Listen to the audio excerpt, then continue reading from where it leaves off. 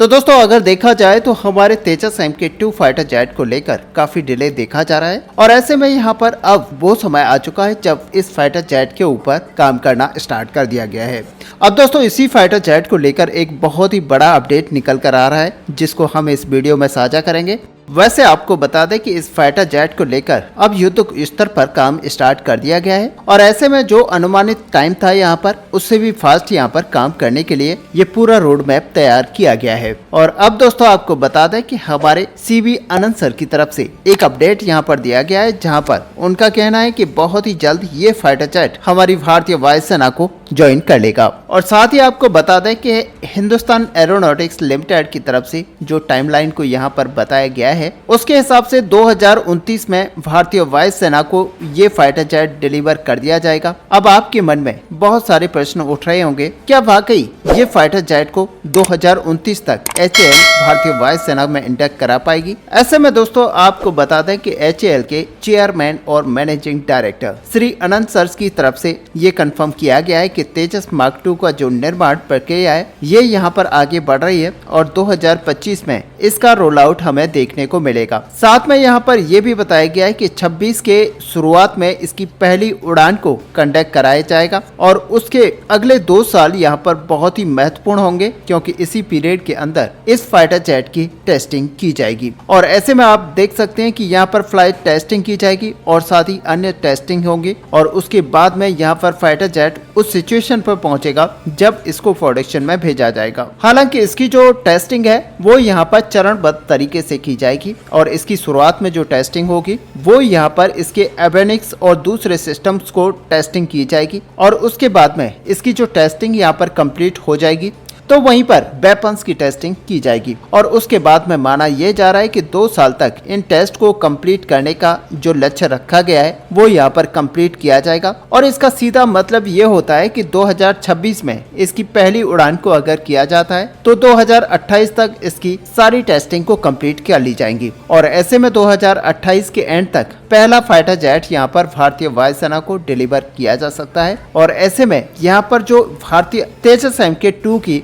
Initial capacity होगी इसमें air to air और एयर टू ग्राउंड जो वेपनरी है उनको शुरुआत में यहाँ पर लिमिटेड रखा जाएगा, लेकिन बीतते समय के साथ ही चरणबद्ध तरीके से ये जो सिस्टम है इसको अपग्रेड किया जाएगा। और आपको पता है कि भारत लगातार अपने हर सिस्टम को अपडेट करता हुआ आया है और ऐसे में दोस्तों आपको बता दें कि भारतीय वायुसेना यहाँ पर 200 से ज्यादा तेजस MK2 फाइटर जेट को लेकर इंटरेस्टेड है और उसके पीछे की वजह यह है कि भारतीय वायुसेना को इन एयरक्राफ्ट की सहायता से जैगुआर, मिराज 2000 और MiG-29 UPG की जो फ्लीट है इनको कम्प्लीटली यहाँ से रिमूव करना है यानी कि रिप्लेस करना है। और इनके जरिए यानी कि तेजस MK2 फाइटर जेट के जरिए इन सब फाइटर जेट्स को रिप्लेस किया जाएगा। और ये जो भारतीय वायुसेना का जो टाइमलाइन है वो 2040 का है यानी कि 2040 तक चरणबद्ध तरीके से इन पुराने फाइटर जेट्स को रिप्लेस किया जाएगा और उसकी जगह तेजस MK2 फाइटर जेट उनकी पोजीशन लेगा। ऐसे में दोस्तों असल में देखा जाए तो हमारी वायुसेना के पास अभी स्क्वाड्रंस की संख्या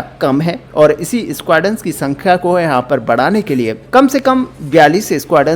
करने के लिए हमारे तेजस MK2 और तेजस MK1A फाइटर जेट की हेल्प ली जाएगी। वहीं दोस्तों अब यहाँ पर कई सारे लोगों का मानना है कि MRF प्रोग्राम के ऊपर ध्यान ना देते हुए यहाँ पर भारत को तेजस ऐसे प्रोग्राम के ऊपर खर्च करना चाहिए और जो मिलियंस ऑफ डॉलर हम MRF टेंडर के ऊपर खर्च करने वाले हैं उसको यहाँ पर भारतीय तेजस के ऊपर खर्च करना चाहिए, जिससे कि यहाँ पर कई सारे इक्विपमेंट और यहाँ पर जो कंपोनेंट्स हैं उनके संख्या में यहाँ पर बढ़ोतरी मिलेगी और साथ ही इस फाइटर जेट की जो कैपेबिलिटीज हैं वो यहाँ पर बढ़ जाएंगी। और ऐसे में यहाँ पर जो भारत आत्मनिर्भरता के लक्ष्य को पूरा करना चाहता है उसको प्राप्त करने में काफी ज्यादा आसानी होगी। और सच माने कि भारत के द्वारा आज की डेट में इसी लक्ष्य को लेकर आगे बढ़ने का प्रयास किया जा रहा है। और तेजस मार्क 2 एक पावरफुल एयरक्राफ्ट होगा। आपको बता दें कि ये मीडियम कैटेगरी का एयरक्राफ्ट होगा जो कि हमारी वायुसेना की ताकत को यहाँ पर कई गुना बढ़ा देगा। और ऐसे में दोस्तों यहाँ पर ये बहुत ही ज्यादा स्ट्रॉन्ग और पावरफुल होने वाला है और उसके पीछे की वजह यही है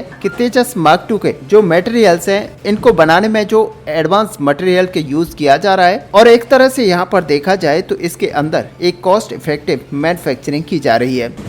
और ऐसे में दोस्तों अगर यहाँ पर देखा जाए तो हमारे तेजस MK2 फाइटर जेट के अंदर कई सारे कंपोनेंट्स को यूज किया जा रहा है, कई सारी टेक्नोलॉजीज को यूज किया जा रहा है जो कि अक्सर 5th जनरेशन के fighter jet AMCF fighter jet के लिए बनाई जा रही थी। और ऐसे में आप इसमें देखेंगे कि कई सारे कंपोनेंट्स, मटेरियल और एवेनिक्स यहाँ पर वो आपको दिखाई देंगे जो कि 5th जनरेशन के फाइटर जेट के अंदर दिखाई देते हैं। तो इसी वजह से यहाँ पर कहा जा रहा है कि ये फाइटर जेट हमारा बहुत ही ज्यादा ताकतवर होने वाला है और वायुसेना में एक बार जब इसको इंडक्ट करा लिया जाएगा तो सच मानिए कि यहाँ पर वायुसेना की जो ताकत है उसमें काफी गुना यहाँ पर इजाफा देखने को मिलेगा। ऐसे में अब यहाँ पर अगर बात की जाए कि तेजस MK2 फाइटर जेट को हम अपनी भारतीय वायुसेना को इंडक्ट तो कराएंगे ही, साथ में तेजस के जो कई सारी यूनिट्स हैं उनको यहाँ पर एक्सपोर्ट भी किया जाएगा। और इसके लिए हम पहले भी आपको बता चुके हैं कि कई सारे देश हैं, यानी कि कुल मिला के 16 देशों का यहाँ पर नाम आता है जो कि हमारे तेजस MK2 फाइटर जेट को लेकर इंटरेस्टेड है। और ऐसे में जब यहाँ पर हमारा फाइटर जेट बनकर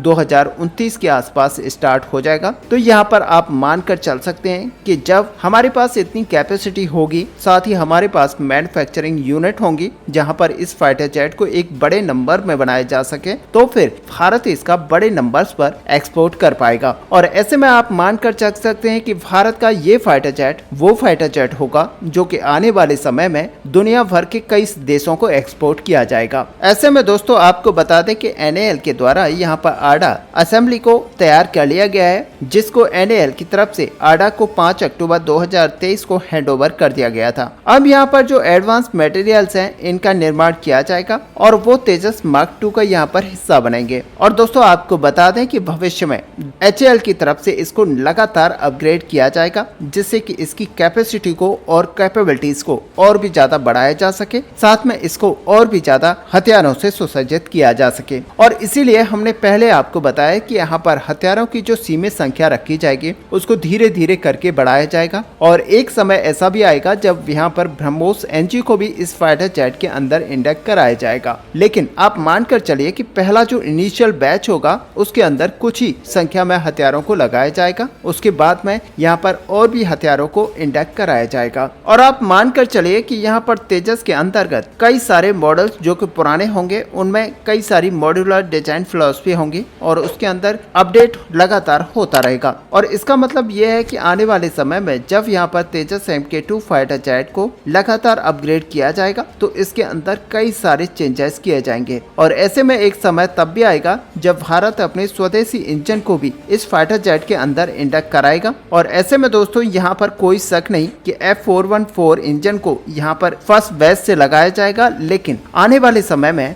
जब हम अपने इंजन को यहाँ पर डेवलप कर लेंगे तो उस इंजन के द्वारा F414 इंजन को रिप्लेस किया जाएगा। तो फाइनली दोस्तों अगर देखा जाए तो हम एक ऐसे फाइटर जेट को बनाने वाले हैं जो कि यहाँ पर हमारी वायुसेना को सो ताकतवर बनाएगा ही, साथ ही भारत को एक्सपोर्ट करने में भी मदद करेगा। और ऐसे में भारत का जो एक्सपोर्ट नंबर है उसको यहाँ पर काफी बड़ी संख्या में बढ़ाएगा। ऐसे में दोस्तों इस पूरे टॉपिक को लेकर आपका यहाँ पर क्या व्यू है, आप अपना व्यू हमें कमेंट पे लिखकर जरूर बताएं। साथ ही अगर वीडियो आपको अच्छी लगी हो तो लाइक और शेयर करना ना भूलें। मिलते हैं नेक्स्ट वीडियो में, तब तक के लिए जय हिंद, जय भारत।